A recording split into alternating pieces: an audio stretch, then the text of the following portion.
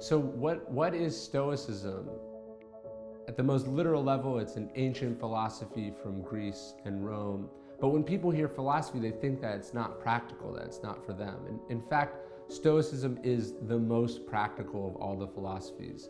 The entrepreneur Tim Ferriss would say that it's like a personal operating system. And I think that's why people like Marcus Aurelius, who's the emperor of Rome, Cato, who is the senator who challenges Julius Caesar, why great writers and artists and entrepreneurs and soldiers throughout history have used this philosophy. It's because it helps them solve the problems of life. If we're trying to capture Stoicism in a single quote, it would be hard to do better than Marcus Aurelius. He says, "Objective judgment now at this very moment, unselfish action now at this very moment, willing acceptance now at this very moment of all external events.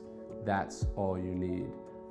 The three disciplines then are basically the discipline of perception. That's how you see things. That's the discipline of action. That's what actions you take in the world. And then will, how you endure and bear the difficulties and suffering of life.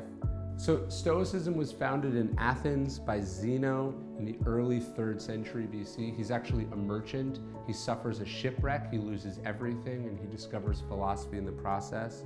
And then the three sort of next most famous Stoics, I think, illustrate just how diverse a philosophy this is. You have Marcus Aurelius, who's the emperor of Rome, the most powerful man on earth.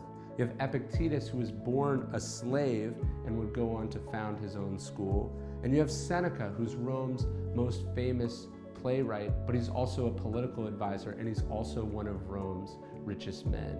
And so in a way, it's this philosophy designed for both extreme adversity, right, a former slave, and then also extreme success. You have power, you have wealth, you have influence.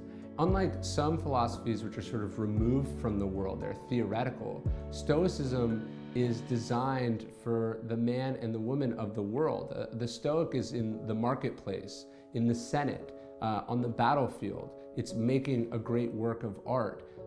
Stoicism is there sort of as an inner compass. It's an operating system that's guiding them as they're living their lives with temptations and suffering and difficulty and stress.